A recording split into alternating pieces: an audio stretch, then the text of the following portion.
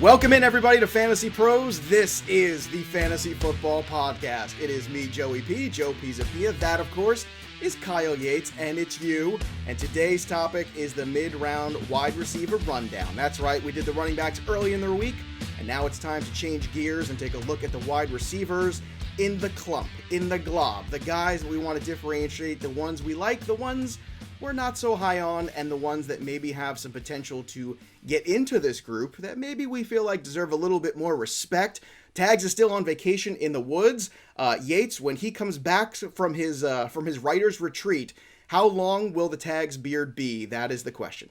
Oh, I think if we are projecting and we are going to actually do I think it's going to hit here. I'm not expecting here. Okay. If it did hit here in a week, we've got other concerns. Yeah. So I think right here, it's going to be a big beard, I feel like. He might be more beard than man at a certain point. It's just too tough to know. And of course, we brought on a great guest today. You probably know him already from Numberfire and FanDuel. He's the one, the only, Zachariason. JJ, we appreciate you making the time to hang out with us today.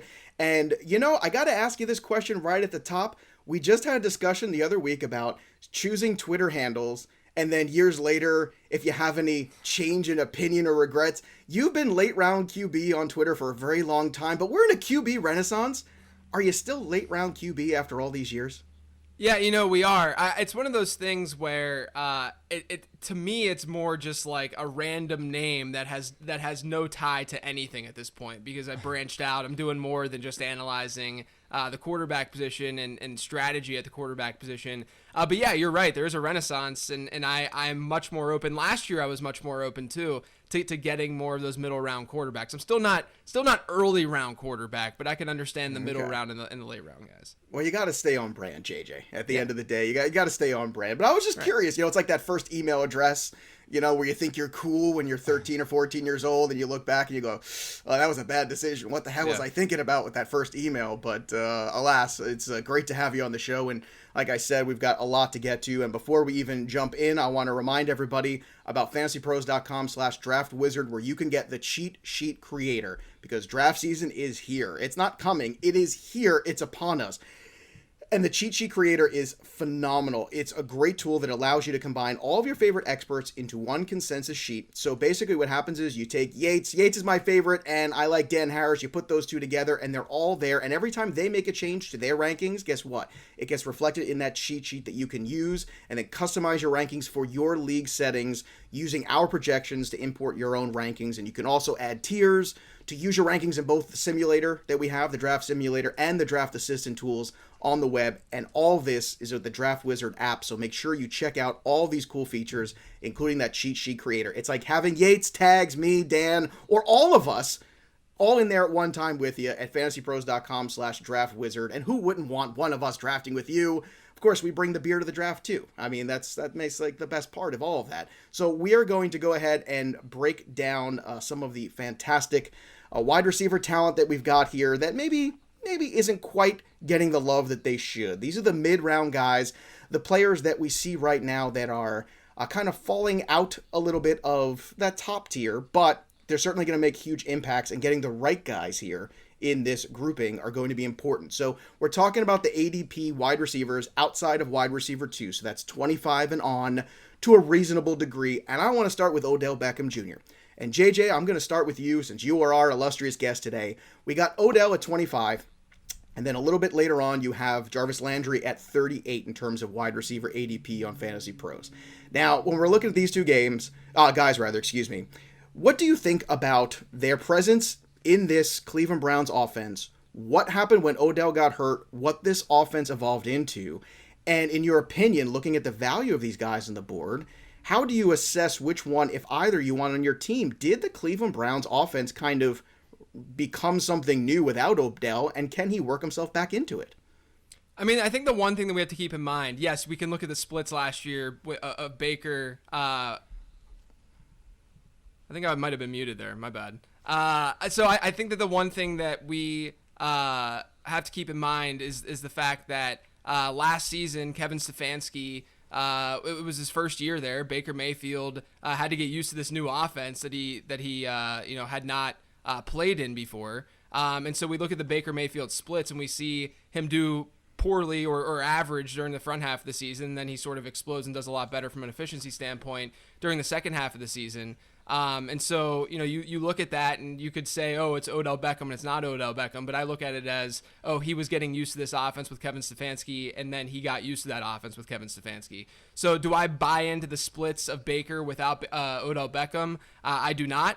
I think OBJ from an ADP standpoint is super, super interesting. One of the things that I always look for from a market standpoint is, are these players sort of being bought at their floor? And are there assumptions just generally being made by the consensus and by the masses? And I think you can make the argument, there's obvious reasons as to why OBJ has sort of a depressed ADP versus what we've seen over the last 3 or 4 years. He hasn't produced for like 3 seasons. Like, let's just call it what it is, right? But at the same time, we are all assuming that the Browns are going to be a run-heavy team, which, yes, that's the most probable outcome. They're going to be run-heavy, but what if they're a little bit more pass-heavy than they were last year? But then on top of that, I'm working on a study right now. I did a running back study last week. I've looked at how to spot breakout running backs in the past. I've looked at how to spot breakout wide receivers. And I sort of expanded on that on an episode of the Late Round podcast that I did last week. And in that, I looked at what I call ambiguous backfields, but what I've found also is that ambiguous wide receiver situations are also a way to spot these breakouts happening. A lot of breakout players, and by that I'm defining them as players who exceed expectation by a whole lot, ADP expectation by 100 or more points. And if you look at the players who have done that, they've been in wide receiving groups who that were ambiguous, that didn't have clear alphas necessarily. The average wide receiver one was being drafted in that 5th or 6th round range because we don't know who the wide receiver one is. But when you dig into that ambiguous group or the breakout group of guys who have exceeded expectation by 100 or more points, there's twice as strong of a hit rate among wide receivers who are drafted as their team wide receiver ones. And so what I'm saying there is essentially OBJ, right? He's the first Cleveland Brown wide receiver who's being drafted. And so there's a lot of like those market mechanisms that are working in Odell Beckham's favor where, and you can even throw, I mean, he's not part of this group, but you can even throw like a Kenny Golladay in there for me where, I look at him on paper and I'm like, yeah, sure, I could get behind this. I understand, why there's downside, why there's upside, etc. But then you just sort of plug your nose and you say, I'm just going to hit draft here because a lot of these trends seem to fit this player. And that's sort of how I feel about Odell Beckham. Now, Yates, JJ makes a great point, too. The productivity hasn't really been there for Odell, but also the health hasn't always been there. Let's be honest. Even since he came into the league, he's been a guy that struggled mightily with injuries. Now, we can look in the recent productivity and say, well, a lot of transitional offenses, quarterback in decline, and then playing with a young quarterback kind of getting his feet under him. But are you somebody that would take Odell at that 25 ADP, or maybe later on you get a guy like Jarvis Landry, maybe a safer floor, but clearly not the upside? How do you feel about those two Browns wide receivers in this mid-round territory? Sure. Well, this is different from OBJ in previous seasons where OBJ a couple years ago or even last year, we were still drafting him as a top 15 wide receiver. Now his ADP has fallen to the point where I think it's in line with expectations. I've got him at wide receiver 23 right now in my rankings. So I think that OBJ does have some built-in upside. Obviously, he's a top 10 wide receiver talent in the NFL. It's just been a while since we've seen him on the field, so we forget exactly what he brings to the table. Last year, it wasn't fantastic, right? Because I think they were trying to force him the ball. Baker was not fully settled into the offense, and we saw that offense truly take off as the year progressed. So I think that OBJ is going to be able to come in this year and really just settle into his role. And I think that we could see this offense continue to ascend even further than what it did last year. So OBJ does have some upside there where you're drafting him. And just like JJ said, like it's one of those points where you probably don't feel super great about drafting him, but he does come with the upside. The reverse of that is Jarvis Landry further down the board. And you said wide receiver 38 in ADP. I've got him at wide receiver 35 in my rankings, but it's a different conversation because of Landry's skill set and what he brings to the table. With Landry, you're getting a safe floor option. You know what you're getting. He really does not come with upside. So I think it all depends if you're going to draft Jarvis Landry at that spot in your draft. It's going to depend on what you did in the first couple rounds. Did you take some shots on some guys? Did you take a player like Jamar Chase earlier on, or someone DJ Chark, T Higgins, these guys who have enormous potential but do have a little bit of a lower floor? Then you might want to pair him with a Jarvis Landry who comes with that ability to kind of settle out your lineup. So I think both of these guys are priced pretty fairly, actually. I think it's a great point, Yates. Roster construction enters so much into those two particular players and what those first two wide receivers you take and maybe which you want to take next if you do want to take one of these guys from the Browns. Let's change gears and talk about the Steelers. Let's stay in the AFC North here. Chase Claypool is at 27, JuJu Smith-Schuster at 29. Now, Yates, Claypool, I think you and I have been tougher on Claypool maybe than some other people, but as much as I like the talent, we've heard some rumblings there might be some issues there, a little off the field, maybe some personality conflicts and things of that nature. He had some massive games, some huge moments, and then some dormant time, whereas JuJu maybe wasn't spectacular, but quietly productive when you ended up looking on a weekly basis. And then the other concept looking at the Steelers this year, Yates, is the idea that, Najee Harris is here now, so maybe a little bit more opportunity to throw the ball downfield, a little bit more time that Ben Roethlisberger doesn't have to basically hike the ball and then throw it with consecutive motion. So how do you justify the value of these two guys, Claypool, JuJu? Is this another roster construction question, or is it clear you just like one of these guys more for a certain reason? Yeah, I really like Claypool at his current draft price, and I will be taking him in drafts this year because I think from what we saw last year, that was incredible for Chase Claypool, who was, don't forget, we were talking about this guy converting to a tight end in the pre-draft process before he came out, and then he comes into the NFL and just absolutely lights it up last year as a wide receiver. You have to expect and project that there's going to be some development, like you do with any year 1 to year 2 wide receiver. You hope that they continue to build on what they showed in year 1. So I do think that we're going to see Claypool take another step forward. I wouldn't be shocked to see him lead this Steelers wide receiver core in touchdowns. So I like Claypool there. Go back to the episode that Dan and I just did on players to avoid, and you're going to hear my argument on why I am not taking JuJu Smith-Schuster anywhere near his draft price this year. Just based on the offense and where it is trending, what it is going towards, I think we're going to see 2 tight end sets here quite a bit in Pittsburgh. So JuJu Smith-Schuster, I'm not drafting him anywhere near his draft price at wide receiver 29. With the overall pie being, lessened as far as overall pass attempts, naturally, just based on what Pittsburgh has signaled that they want to do with drafting Najee Harris in the first round, then there's not as much there to go around for Deontay Johnson, who we know is going to eat his targets, then Chase Claypool, and then what's left over for JuJu Smith-Schuster, who is not exactly the model of efficiency. So I think JuJu Smith-Schuster, man, I'm just out at that price tag. I would love to hear JJ's thoughts though on JuJu. Yeah, JJ, how do you feel about where JuJu is right now? Is he undervalued, or in your opinion, possibly getting to a situation where, like Yates is saying, maybe he becomes the odd man out of that trio? I couldn't agree more with Yates. I wish I disagreed just to make this a little bit more interesting, but I couldn't agree more. If you look at Claypool and what he did last year, he had 9 receiving touchdowns and 2 rushing touchdowns. And if you look at rookie wide receivers since the late 90s who had 10 or more total touchdowns during their rookie seasons, you had Randy Moss, Odell Beckham, Tyreek Hill, who had some in the return game, Mike Evans, Mike Williams, and Calvin Ridley. That's it.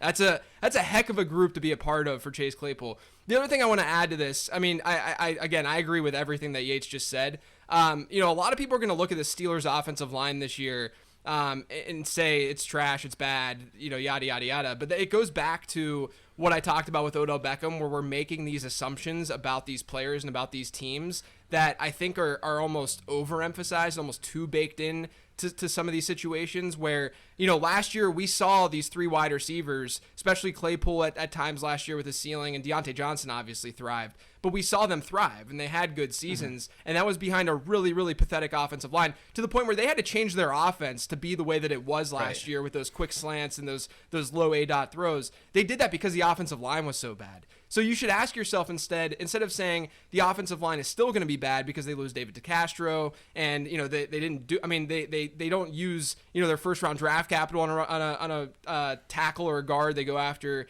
Najee Harris instead. What you should really be saying is, can it get much worse than it was last year? Can that offensive line really be that much worse than it was last year? And I think there's an argument to say that no, it might not be. And so as a result of that, you might see Ben. He was the fastest to get rid of the ball last year in the entire NFL when he dropped back to pass. I think that we'll see that time in pocket increase just a little bit, and that's going to allow Chase Claypool to catch more passes down the field. So I am totally with you. And the other thing too, in this range, just generally speaking, in this range of drafts historically, the hit rates for wide receivers have been very, very bad. like worse than people probably would be able to think and comprehend. It's really, there's a lot of guys that meet expectation, but there's not a lot of guys who far exceed expectation or become, true league winning players. So when I'm in this area of the draft, I'm not looking for a JuJu Smith-Schuster or a Jarvis Landry or these guys who, have high floors and they're going to play the slot. And we know that they're safe options week over week, unless I'm in a very, very deep league where I'm starting 6 wide receivers or something like that.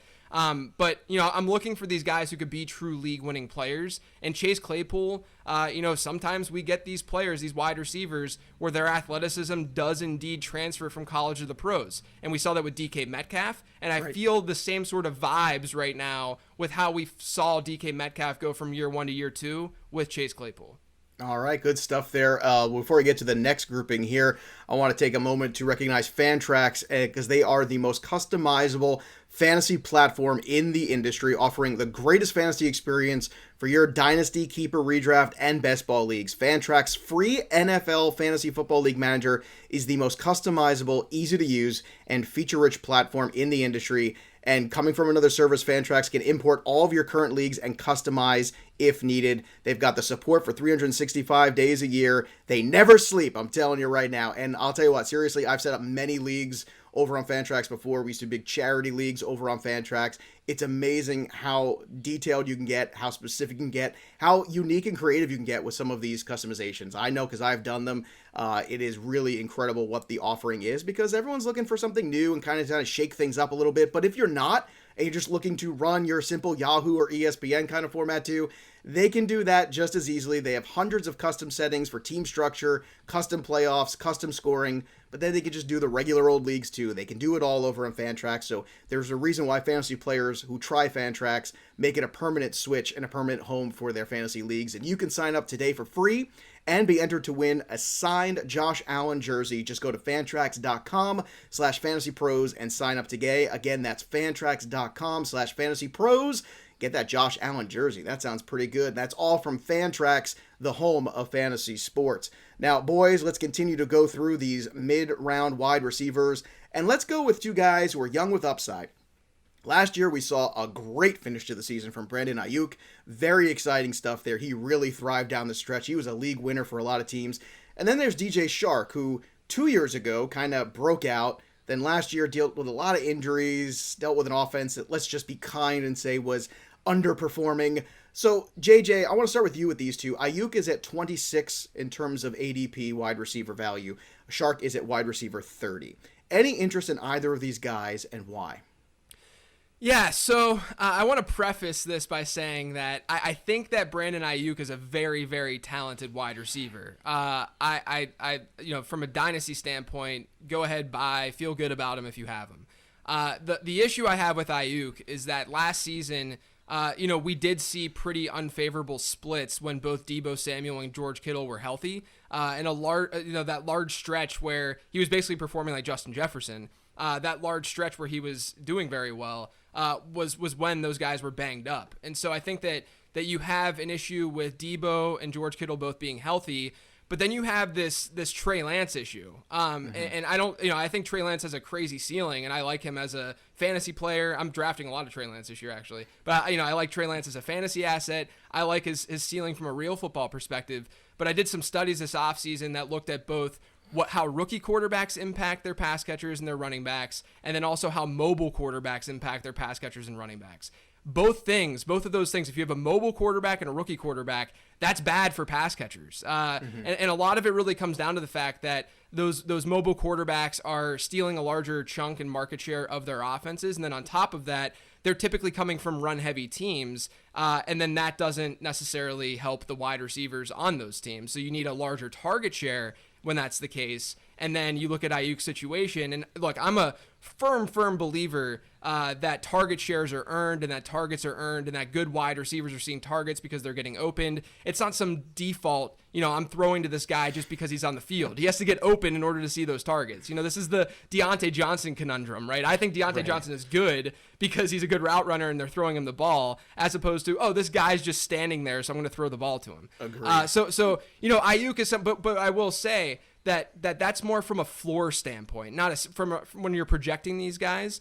Where you'll really see ceilings from players in terms of target share is when there isn't that, where there is that lack of competition within that team, and where you have just a larger pie for these guys to grab hold of. And with San Francisco, they have the easiest schedule in the league when looking at projected wins. They have a rookie quarterback potentially. Even if they start Jimmy Garoppolo for the first half of the season, we know that it's likely that Trey Lance will see the field at some point. And then on top of that, he's a mobile quarterback. So there's a lot of things working against Brandon Aiyuk this year, so I'm generally fading Aiyuk. And the other thing, too, with rookie quarterbacks, I didn't even get to that, and this will be a good segue to DJ Chark, but with rookie quarterbacks, over the last decade, so since 2011, we've seen 29 rookie quarterbacks see the majority of their pass attempts on their teams, and none of them have been able to give us multiple pass catcher relevant seasons in fantasy football, and that includes the tight end position. So if you think that George Kittle is going to blow up this year, then you should not think that Brandon Aiyuk is going to blow up, because historically we just have not seen that happen. The only sort of season where we saw that happen was when Andrew Luck was a rookie, and we saw Reggie Wayne and T.Y. Hilton do okay. I think it was Hilton who was like a fringe wide receiver 3. That's really what we're looking at. So where he's being drafted, it's just tough. Excuse me, JJ, but is Trevor Lawrence closer to that Andrew Luck mold because he is such an incredible prospect of like that we're waiting for? And look, we've compared him quite a bit to, we haven't seen a quarterback prospect this good since Andrew Luck. So is that actually something where the trend bucks? Yeah, I think that it's very possible, and that's what I was going to say too. I think that of all prospects that we've seen over the last decade, this is the guy who matches up with Andrew Luck the most. And so you could sit there and say, well, then we might see multiple pass catchers in that offense be relevant. And I would agree. I would agree with that. Of all the rookie quarterbacks, that Jacksonville offense is probably the offense that we would see more than one wide receiver really pan out. But if you're going to look at history again, number one, we don't see very high ceilings either from even one wide receiver on these rookie quarterbacks teams. And if we're going to see that this season with a rookie quarterback to a wide receiver, I think we'd all probably put our eggs into the Allen Robinson basket, if anything, as opposed to banking on one of these Jacksonville wide receivers. So to me, I'm more inclined to say it's probably not going to be DJ Chark just from a probability standpoint. I'm not the most impressed. I don't think that DJ Chark is the most impressive wide receiver on the planet. I think he's fine, but I'm also intrigued by what they could do with like a Laviska Shenault,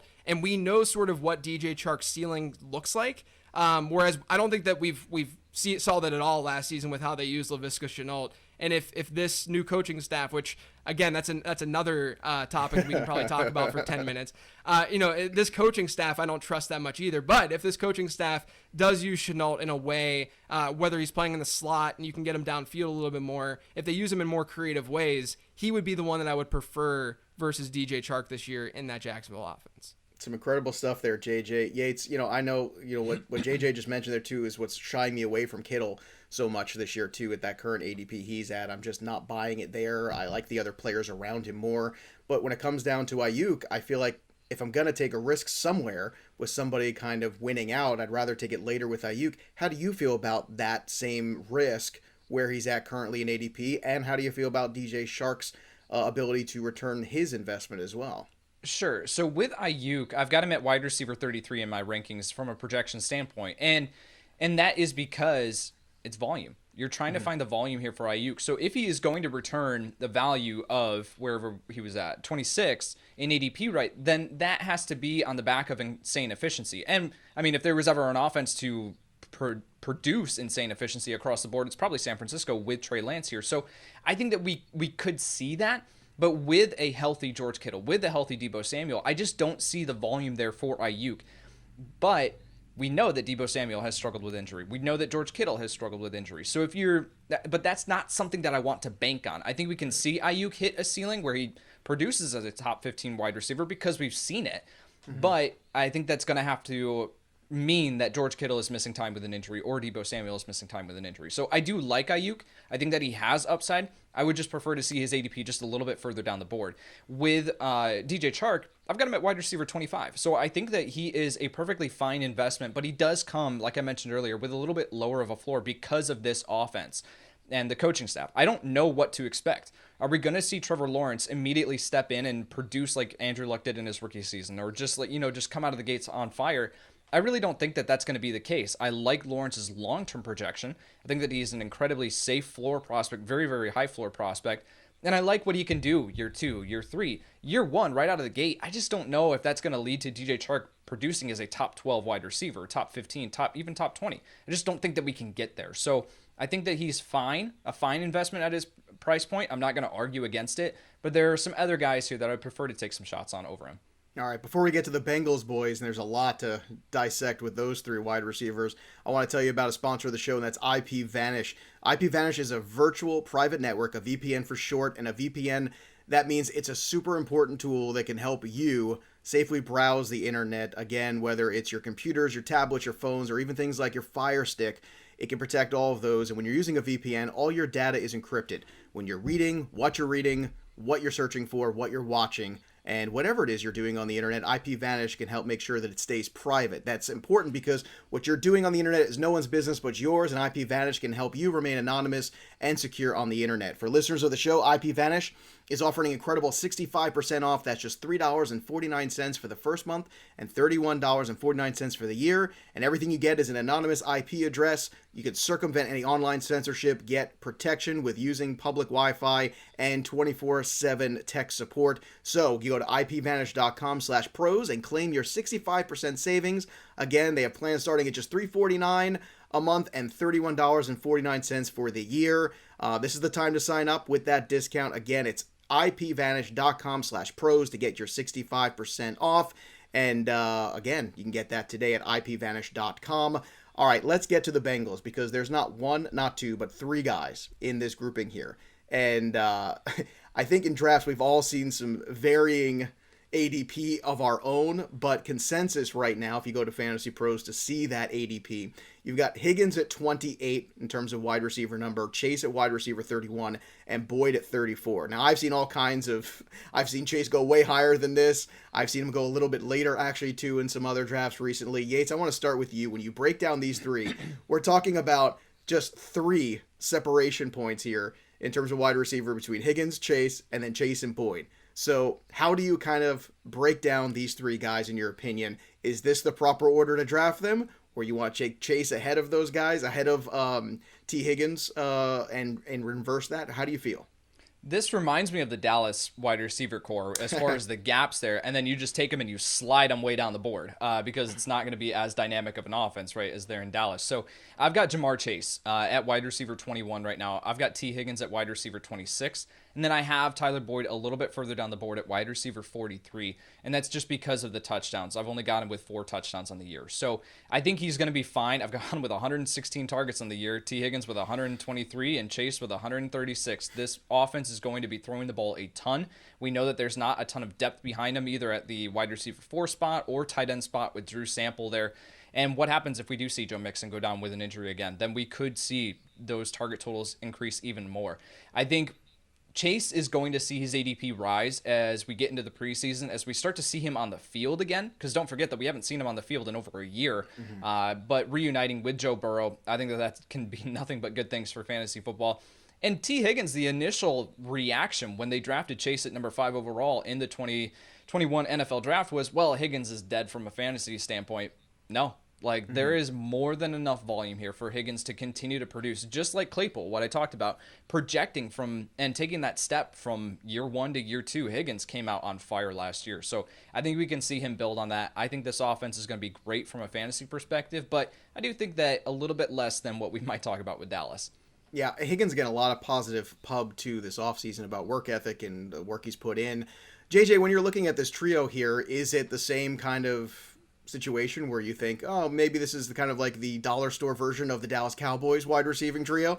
Or do you think, like Yates, that there is really enough here also for your fantasy beak to get wet? Because I was somebody that was very much into Higgins going into this year. Then they drafted Chase, and I got a little concerned. I'm kind of like Yates now, where I'm back into Higgins because he's fallen to a place where it becomes a very interesting buy. How do you break down these 3 guys? Yeah, I love T. Higgins. I think at the end of the day, like in August, once we see where these ADPs really settle, Higgins is going to be the guy of the 3 that I target the most, just given where he will probably be drafted at. And the other thing too with the Dallas light, if you will, with this Bengals offense, Zach Taylor, since he took over as head coach, they've been incredibly pass heavy, and it's not just because they've been incredibly bad. If you look at how they've done in neutral game scripts, 2 years ago when Cincinnati was bad, they had a higher pass to rush ratio in neutral game scripts than their overall ratio was, which is bonkers because they were a terrible team in negative game scripts all the time. But they were actually even more pass heavy when games were close. And we see that with this offense. And so, to Kyle's point, we're going to see a lot of volume in this offense, and that's going to allow all three of these wide receivers to be relevant in some way.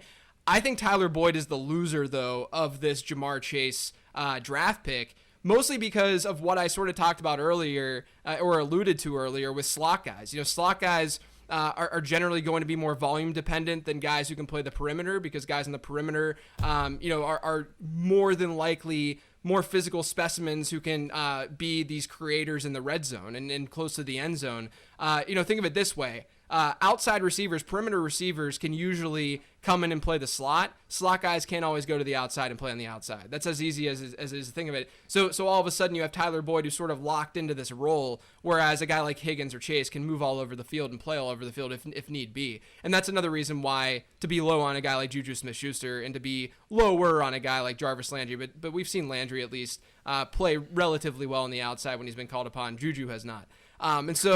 But with this offense, I love Ja'Marr Chase.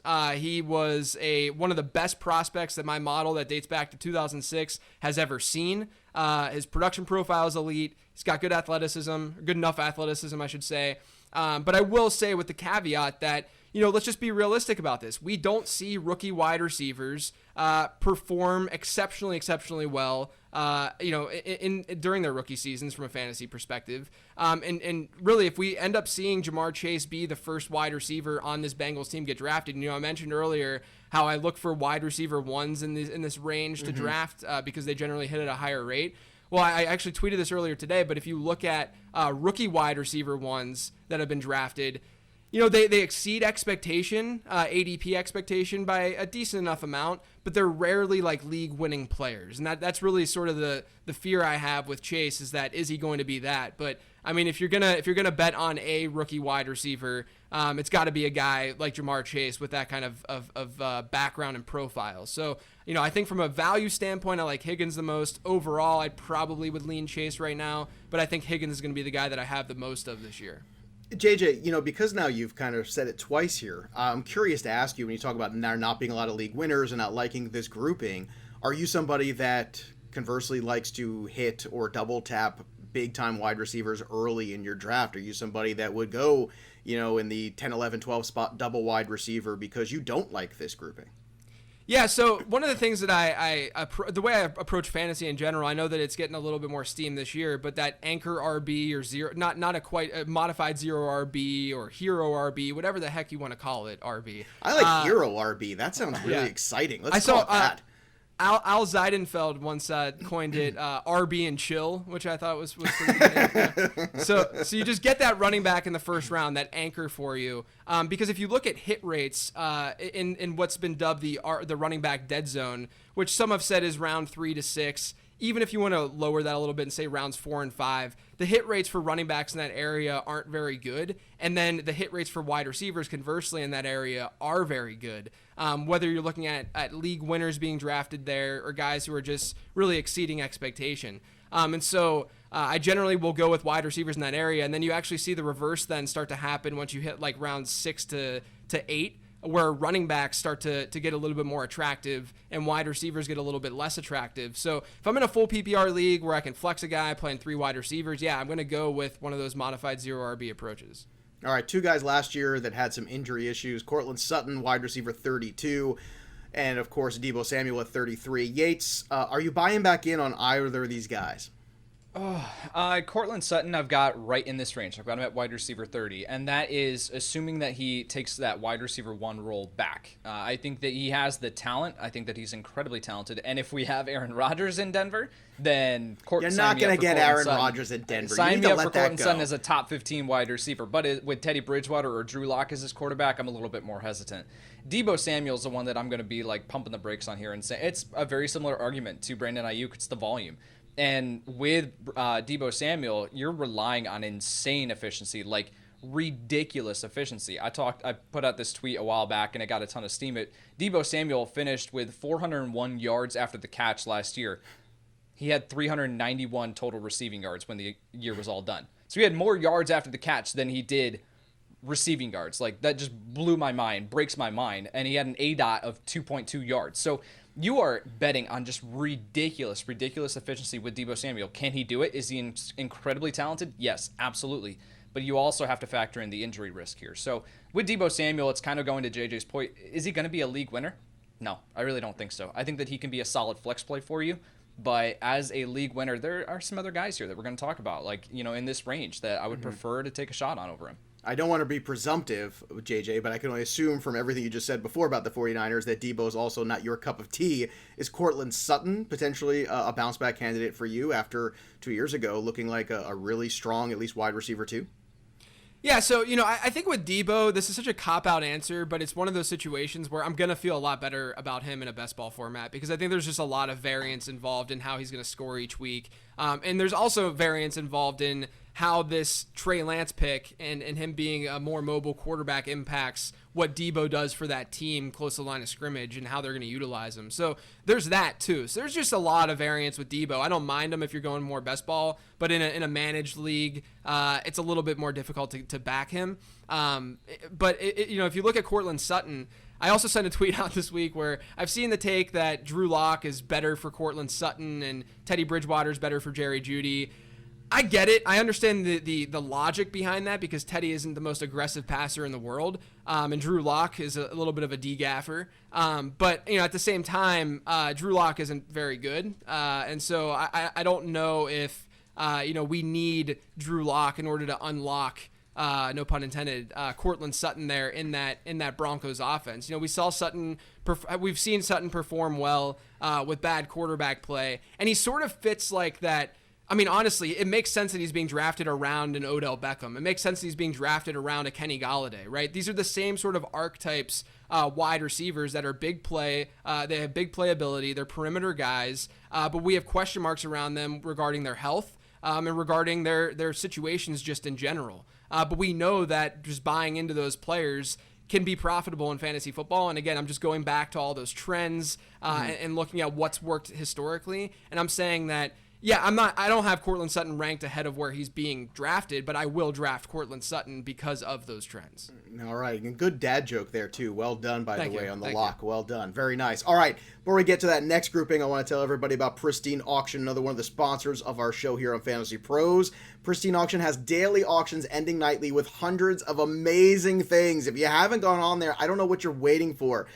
They've got helmets, they've got jerseys, they've got bats, they've got balls, they've got everything you could possibly imagine. They've got artwork, they've got Marvel stuff, they've got everything. It's so cool what they've got, and not all of it is super expensive. Some of it is actually pretty reasonable, and you could just go in there and bid on some fun things. You could put them in your office, you could put them, in your man cave, your she shed. It doesn't matter. They do have things that are affordable, and everything there is authentic. They all come with that authenticity certification, which is so important to make sure what you're getting is the real deal, and that's what Pristine Auction lives by.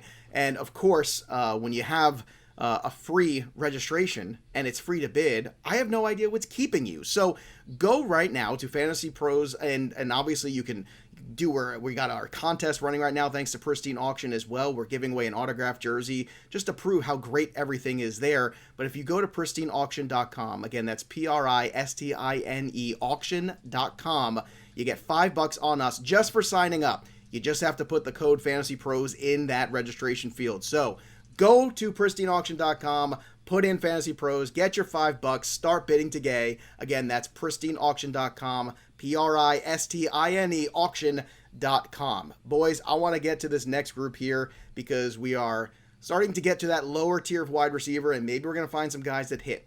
Two guys coming off a season that I think maybe people didn't quite expect, right? We got Robby Anderson at wide receiver 35. Certainly much better, I think, than anybody expected out of the gate last year. And Will Fuller at wide receiver 36. Wow, what a season until, of course, the inevitable Will Fuller disappointment. But this was a new kind of disappointment for us. So, Yates, I want to talk about these two guys because you got Anderson and Fuller all the way at 35 and 36.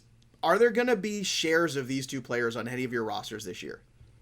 I mean, everyone who was listening to the podcast last year knew that I was hyping up Robby Anderson. Now, did I expect the type of season that he had? Absolutely not. That far exceeded my expectations. So I think moving into this year, you do have a little bit of reason to be concerned. I don't think that we can completely copy and paste what we had from last year into this year. Now, DJ Moore, Christian McCaffrey back into the fold, taking away a ton of targets. That's going to be a huge thing. Terrace Marshall on the outside, he's going to open things up for everyone underneath. I think Anderson's going to be fine. I like him at this price point. I've got him just a little bit lower, but I think that he's going to be a fine and safe option. Do I think that he has the potential to be a league winner? No, I don't. Because of DJ Moore, because of Christian McCaffrey. You add in Dan Arnold here, Tommy Tremble that they drafted. I think that there are other options here that are going to just take away enough targets that Robby Anderson can't just completely be dependent upon volume. So obviously the connection with Sam Darnold is there for him, but the volume concerns are there. So I like him, don't like him any higher than this. With the other player that you mentioned of Will Fuller, you have to bake in that he's going to miss a game. We know that. So Right. That's enough to push him and down that's the just board. from suspension, everybody who's listening too. That's not baking in Will Fuller's injury history. I just want to be Correct. clear what Yates is saying there for everybody. Correct. And so, I think for him to return a wide receiver 36 value, if especially because you're not going to have him that first week of the season, then he's got to be just insanely efficient. And we know Tags has mentioned the splits with or without Deshaun Watson. Like if you're buying Will Fuller here at this ADP, then you are betting that Tua Tagovailoa is going to take a massive step forward, or that Jaylen Waddle is not going to be involved very much, which I completely disagree with. So I've got Fuller down the board here. I would not be buying him at this price point. I think if I can get him at a little bit more of a value as a flex play, a guy that I can rotate in when he is healthy, because I do think that he's going to bring some upside here or there, but I just don't think it's going to be consistent enough to rely upon. All right. JJ, how do you feel about Will Fuller on the 1-year show me deal and Anderson getting his old quarterback from New York now in Carolina? Yeah, so I'll start with Robby. The one thing with Anderson is that we know that what's stickiest year over year analytically is volume. And so last season, Robby Anderson with a 26% target share, a really surprising target share. But I actually went back because I was just curious. But I went back and I looked at because I look at not just overall target share, because that can be skewed a little bit if a guy played 16 games or 14 games or what have you. But I looked at prorated target share, so essentially target share per game times 16 games. Over the last 4 years, Robby Anderson has hit at least a 19.5% target share from a prorated standpoint per season. And if you look at all wide receivers over the last 4 years who have done that in each of the last 4 seasons, there's only been 15 of them. So he's really in sort of like this like rare era with the way that he's been seeing volume in the offenses that he's been in. It's just that he hasn't been in the most dynamic offenses in the world with the best quarterbacks. Now, is he going to see the best quarterback play with Sam Darnold in Carolina now? Probably not. And the really interesting thing to me with this offense is that everyone is associating, and rightfully so, the Robby Anderson, Sam Darnold connection in New York, and how Robby would have these huge plays and these huge games. But what's really interesting is that they used DJ Moore in that role last year in the Carolina offense. It wasn't Robby Anderson. Robby Anderson was the possession guy. Right. It was not that. DJ Moore was the higher A-dot player. And so my fear a little bit, my hesitation with Robby Anderson is the fact that with Sam Darnold there instead of Teddy Bridgewater, we might get a more aggressive down the field thrower, and that might benefit DJ Moore a little bit more than what we saw last season. I also think DJ Moore is a very talented player, but I will say this, just given volume, and that's what we chase in fantasy, I do think that, to Kyle's point, I think that Anderson is probably a good value, but not someone who's going to far exceed expectation like we saw last season and be, this like fringe top 10 guy who you're plugging and playing and feeling really, really good about. So he's, again, one of those guys in this range who's fine, right? I understand if you start your draft with a little bit more volatility at wide receiver, go ahead and get a guy like Robby Anderson, because I don't think the volatility will be there, but I just don't know if the ceiling is going to be there. Regarding Will Fuller, though, if you look at what Miami's done this offseason, it makes total sense. Tua Tagovailoa is not a quarterback who throws into tight windows, or wants to throw into tight windows, I should say. He was forced to do that last year because of the wide receivers and the weapons that they have with DeVante Parker, Preston Williams. They're not guys who are getting separation. So what do? They go out and get Will Fuller, one of the biggest separators in all of football, and then they draft Jaylen Waddle, who's also a big separator. And so what that tells me is they know what they're doing with the quarterback that they have, and they're trying to fit this offense around that quarterback. That's a plus for the guys there, the separators there. It's a minus for a guy like DeVante Parker, I think. But even still, if you just look at this from a projection standpoint, it's really hard to get like super excited about Will Fuller and super excited even about Jaylen Waddle to a degree, unless Waddle just really, really hits as a prospect, which is always possible. So yeah, I'm with Kyle where he's fine enough. I think he's a much easier best ball option just because I don't know how predictable Will Fuller's output is going to be on a week-to-week basis. Yeah, I think best ball is probably, you're right, the best spot for Will Fuller if you're going to take a chance. And look, as your fourth wide receiver, you can get him there. Not too bad there in terms of what the upside is. But you kind of bring us to our next group here when you mentioned Jaylen Waddle. We talk about, are there some league winners in this group? And I think that maybe one or two of these guys might be it for you. Let's see if I can get the boys to agree on this. Jerry Jeudy, wide receiver 37. DeVonta Smith with the Philadelphia Eagles now, the rookie 40, and Jaylen Waddle, rookie with the Dolphins at 45. Now, JJ, Jerry Jeudy certainly separates. Jerry Jeudy did have some drop issues last year, but I think when you look at the prospect that Jerry Jeudy is on film, you get very excited about what could potentially be there. Dad jokes aside about Drew Lock and Teddy Bridgewater, your thoughts on Jeudy, Smith, and Waddle? Is there a league winner or two potentially in this grouping? It's so tough because, I like all these players. I was pretty high on Jerry Jeudy coming out last year. I think Jeudy sort of, the perception around Jeudy is sort of just wrong. I think a lot of people see his rookie season as not being very good because he wasn't very efficient, but the peripheral numbers are definitely, his raw production is definitely there. His raw production wasn't even that bad for a rookie wide receiver, but the peripheral numbers are definitely there. Where he had, he was like 6th in air yards last year. He just wasn't converting at a high rate because the quarterback play, wasn't very strong, which is another reason why I hope they go with Teddy. From a real team building standpoint, I would say just throw Drew Lock under there, and if he's good, then he's good, and if he's not, then you get a high draft pick. But Teddy, if you go with Teddy, it's better in my opinion, from a fantasy standpoint, you're going to get a better quarterback. That's for both Courtland Sutton and for Jerry Jeudy. But yeah, I like Jeudy a lot as a player, great route runner. I think that we could see sort of that Deontay Johnson type jump from Jeudy from year 1 to year 2, where you just get this crisp route runner who could gobble up targets because he's open all the time. And so that's why, of those three that you named, I'm probably most attracted to Jeudy from a value standpoint. I mentioned earlier with the rookie quarterbacks rookie wide receivers who are being drafted as wide receiver ones. Historically, they have not had good hit rates at being true league winners. They've exceeded expectation. They've been fine enough, but they haven't given you a top 12 season over the last decade. There's been like 14 or 15 of them, and none of those rookie wide receivers who were the top wide receivers drafted from their team have been true wide receiver ones in fantasy football and points per game over the last decade. So that's not good news for DeVonta Smith and Jaylen Waddle, or I guess Jaylen Waddle has Will Fuller ahead of him. It's not good news for DeVonta Smith just from a trend standpoint. But I do think Smith is a safe enough bet, sort of like Robby Anderson, where you're drafting this guy where he's going to see volume. You can feel safe about that volume, but I don't know if he's going to really exceed that expectation.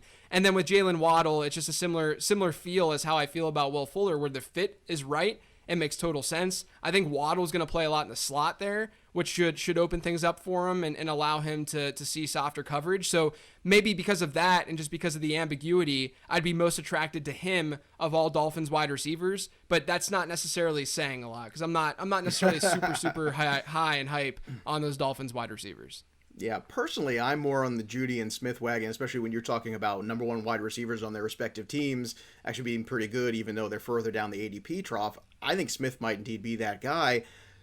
Yates, do you think that Jerry Jeudy kind of gets a bad reputation basically off last year because Justin Jefferson did what he did? I mean, I almost feel like that's such an incredible new standard that was set last year, right, by Jefferson, that any other rookie wide receiver would just pale in comparison. And maybe that's just not fair when we're trying to evaluate the first time we've seen Jerry Jeudy in the NFL. I think, yes, that can play a role in it, but I also think that the bad rep can come from the 46% catch rate. You know, people see that for Jerry Jeudy and they just go like, oh man, he sucks, which he does not.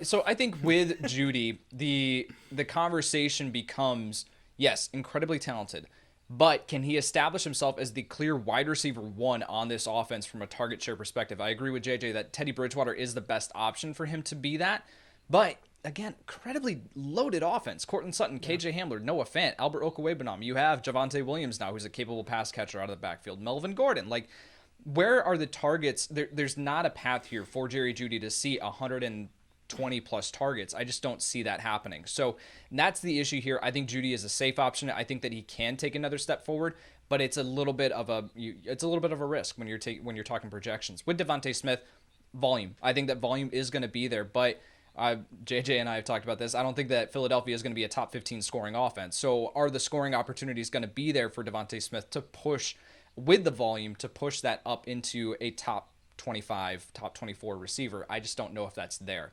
The guy that I am taking a shot on that I think could be a league winner in this range is Jaylen Waddle. JJ talked about him going into the slot, and some people are going to listen back to what we just said about Jarvis Landry and JuJu Smith-Schuster, and they're going to be like, well, you just talked about slot receivers aren't safe or they don't bring much upside. It's a different type of slot receiver here with Jaylen Waddle. And there are people who are now coming back to fantasy football who really did not pay much attention to the NFL draft. That's fine. We totally understand that. But now as you're starting to come back to the table, you need to know who these players are that are coming into the NFL. Jaylen Waddle as the number 6 overall pick in the 2021 NFL draft, reuniting with his college quarterback into Tagovailoa, is a perfect fit for the slot here in this offense. With Tua, what his skill set is he wants to get the ball out quickly and accurately, and he is incredible at that. He's going to be able to tick through his progressions 1, 2, 3 and get the ball out quickly. Jaylen Waddle, with his game-changing speed, is going to be able to create and have a very, very high yards per reception, which is different than what Jarvis Landry or JuJu Smith-Schuster bring to the table. So Jaylen Waddle is going to be able to soak up targets in this offense because he fits to his skill set, and then he's going to be able to create after the catch. Tags and I talked about it frequently. We don't like the comparisons. Every time there's a fast receiver that comes into the NFL being compared to Tyreek Hill, every single NFL draft process, there's one. If there was ever one that we would compare to Tyreek Hill, it is Jaylen Waddle. So I think that from a value standpoint here at wide receiver 45 in ADP, Jaylen Waddle is someone that I am drafting every single chance that I can get. 3 Alabama boys from 37, 40, and 45 on your ADP. One of them, if not more, I think could potentially be a league winner. So lots of good discussion there. Last grouping here.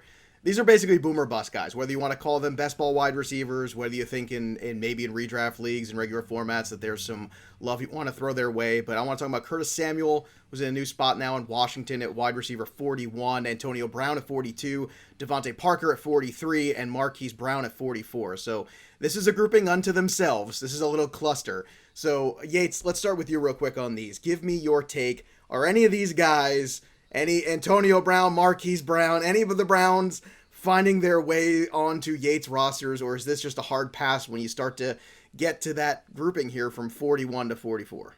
I have not drafted Marquise Brown the past 2 years. Let's make it 3 years in a row. I'm not going anywhere near him. DeVante Parker, I think that we're going to see Will Fuller, and I think Parker will be fine. I think that he'll make an NFL impact. I just don't think that it's going to be as drastic for fantasy football. So I don't think that he's the guy that I'm going to be taking a shot on. Antonio Brown, I mean, it's the same argument with Mike Evans that I made earlier this week. It's like, this is an incredibly loaded offense. So unless we see one or two of these guys go down with injury, miss some time or something like that, I just don't see Antonio Brown suddenly skyrocketing. So I think that he's worth the shot on at that flex spot just in case that does happen. But Curtis Samuel is a guy that I'm really intrigued with because last year we saw him kind of emerge as this guy that we finally saw, okay, he can be something for fantasy football. Whereas over the past couple of years, he's always had the talent, but just could never break through. Last year, 97 targets, 77 receptions, a 79% catch rate, 851 receiving yards, only 3 touchdowns. But here's the thing: is had an ADOT of 7.5, so he was filling more of that possession style receiver. And we talked about DJ Moore earlier, DJ Moore being that field stretcher. Curtis Samuel filled that role alongside Robby Anderson, whereas where he was reuniting with Ron Rivera, right, in 2019, 105 targets, 54 receptions, 627 yards, 6 receiving touchdowns, and an ADOT of 14.8. Very, very drastic and different roles that he was filling from the offense that he had with Ron Rivera in Carolina in 2019 to what he had with Joe Brady and Matt Rule in 2020. So which version of Curtis Samuel are we going to see here in this offense? Are we going to see him utilized more as that field stretching option? I think that we absolutely could see that because he's got the speed to do it. So I just think it's a little bit of a risk drafting Curtis Samuel, because what version of him are we going to get? At wide receiver 41, though, I think that that's built in, and I think that that's a perfectly fine spot to take Curtis Samuel. JJ, your thoughts on Samuel, Antonio Brown, Parker, Marquise Brown? Any temptation with any of these guys here for you? Yeah, so the Curtis Samuel stuff is so interesting to me too, because, like you said, he was used as a deep threat the last time we saw him with Ron Rivera and Scott Turner. And then last year, he's not necessarily used that way, but he still does well. I mean, he has a great season. But then, he goes to Washington, and my immediate thought is, he's opposite Terry McLaurin. They can use him as a field stretcher. McLaurin could be more of a possession guy. But then they go out and they draft De'Ami Brown. Who is that field? Like, that's what De'Ami Brown did in college. And then so I'm thinking to myself, how are they really going to utilize Curtis Samuel? So because of that, I agree. There's just a lot of variance with the direction that things could go with Samuel. And so, he's fine. I have no problem if you want to go that route. And again, it's not like there's a high opportunity cost in getting Samuel where he's being drafted. So I'm cool with him. Antonio Brown, I think, is the guy that I like the most of this group because, we saw last year when he stepped in, he had a pretty good target share per game average, despite Mike Evans and Chris Godwin both being there. But the other thing with AB is that you have that, the assumption here is that he's the third wide receiver on the team, which he is. But what if something were to happen to either Chris Godwin or Mike Evans, then all of a sudden that ceiling raises pretty dramatically. He could be a 25% target share per game kind of guy if one of those injuries happens. So to me, I think he has the best sort of like floor ceiling combo of any guy in this range. Regarding Hollywood Brown, what's so crazy about and I feel this way about Rashad Bateman to a degree too. I love Bateman as a player, don't get me wrong, but like the situation itself, Marquise Brown last year, the final 6 games of the season, he had a target share per game of like 35%. It was something just completely out of control. We don't see that. That was what Michael Thomas averaged 2 years ago when he blew up. That was his target share. So Marquise Brown has this 36% target share per game. He scores a touchdown on average. He scores 1 touchdown per game on average throughout that stretch. He gave you 0 wide receiver 1 performances during that stretch, despite those peripherals, despite the fact that we're giving him a touchdown per game and he had a 36% target share. And the reason for that is because the offense that he's in. I do think that Baltimore is going to be a little bit more pass heavy than they've been, but instead of just thinking, they're going to be more pass heavy, think it's more pass heavy on one of the most run heavy offenses that we've seen over the last decade, right? And so they're still going to be a run heavy team. It's just they're going to be more pass heavy than they were in previous seasons, maybe. And so because of that, it's just really hard to, with the Bateman add too, who I think is just a better player than Marquise Brown is, it's just really hard to get behind Brown right now. And then I already shared my DeVante Parker general take where, he fits that role for them, but I just don't think that he fits Tua nearly as well as a Will Fuller or a Jaylen Waddle do.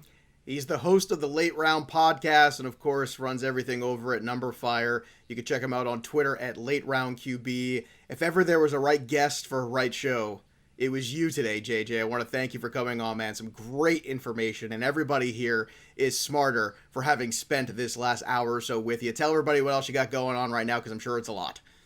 Thanks, I appreciate that.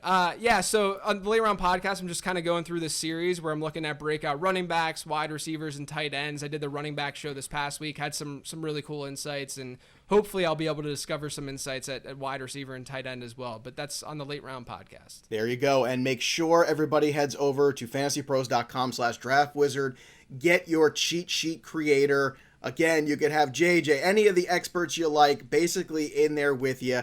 Get your cheat sheets with your favorite experts in there, and every time they update their rankings or make a move, your cheat sheets will update. Again, that's fantasypros.com/draftwizard. I want to thank the sponsors of today's show, Pristine Auction. Again, that's pristineauction.com. Pristine, PRISTINE auction.com. You get a $5 credit with that code FantasyPros, so get in there and start bidding on some fun stuff. Also, IPVanish. Go to ipvanish.com/pros. Claim your 65% off savings. And don't forget about setting up your league over at Fantrax. It's free to set it up, the most customizable site in the universe in terms of getting the league that you want, or even just a simple league too in terms of the great features that they offer. But you got to go to fantrax.com/fantasypros, sign up today in order to make that work. And when you do, you are entered to win that Josh Allen autographed jersey. That'll do it for us, but the story of the game goes on. For Yates and JJ, I'm Joey P. We'll see you next time, kids. Thanks for tuning in to the Fantasy Pros YouTube channel. Don't forget to check out our featured videos. And while you're at it, make sure to follow us on Instagram, Facebook, and Twitter at Fantasy Pros, so you can get the latest news and updates to give you the edge you need in your fantasy league.